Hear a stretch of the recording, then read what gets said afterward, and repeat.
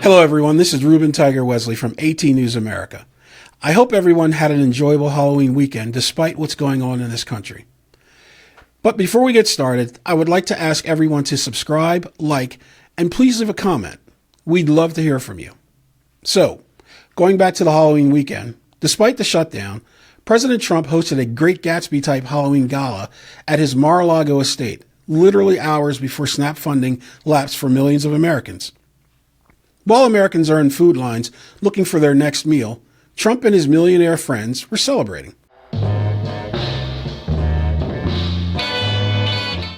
Talk about a let-them-eat-cake moment. Speaking of SNAP benefits, after two federal judges ordered the Trump administration to use federal emergency funding to replenish SNAP benefits, the Trump administration responded by saying they could only disperse half of those emergency funds, and that it could take weeks or even months before anyone would see any SNAP benefits because of the time it would take each state to modify their systems to do so. In other news, Trump did a 60-minute interview with CBS News correspondent Norah O'Donnell. Now, if you don't remember, Trump sued CBS News over a 60-minute interview with Kamala Harris, alleging the interview was deceptively edited to make her appear more qualified. The lawsuit claims CBS inserted a different response to a question about United States influence over Israeli Prime Minister Benjamin Netanyahu, and that this was voter interference. This past July, Paramount Global, CBS's parent company, settled the lawsuit for $16 million, though it did not include an apology or expression of regret.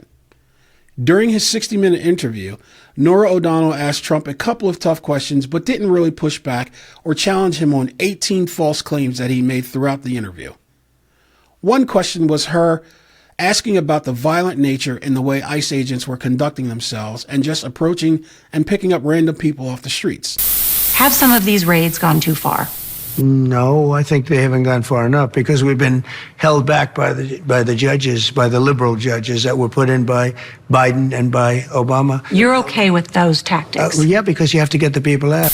Trump responded and basically said that they weren't doing enough and that they have to conduct themselves in such a manner because they're out there going after the dangerous illegal immigrants who are drug dealers, rapists, kidnappers, and murderers.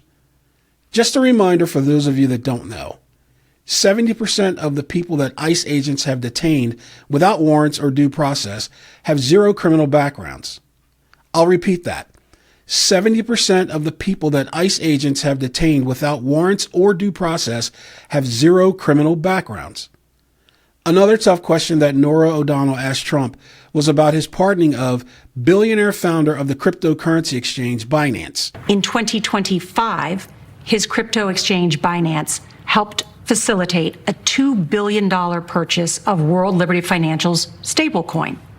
And then you pardoned CZ. How do you address the appearance of pay for play? Well, here's the thing. I know nothing about it because I'm too busy doing the other. But he got a pardon. I can only tell you this.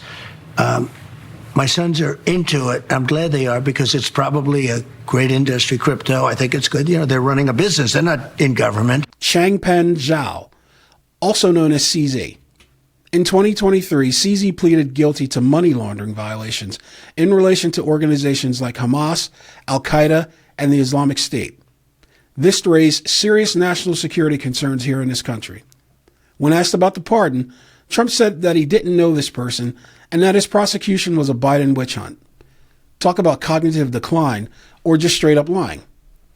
After Norah asked about the optics of this pardon in 2025, especially after CZ orchestrated a $2 billion purchase of a stable crypto coin owned by World Liberty Financial, where Trump's sons, Donald Jr. and Eric, just happened to sit on their board of advisors. Trump basically said he doesn't know anything about his son's business dealings. This would have been a golden opportunity for Norah O'Donnell to push harder on this, but she did not. Perhaps it's time for Norah and the rest of our legacy media colleagues to jump ship, join independent media, and speak truth to power. I'm just saying. Chicago,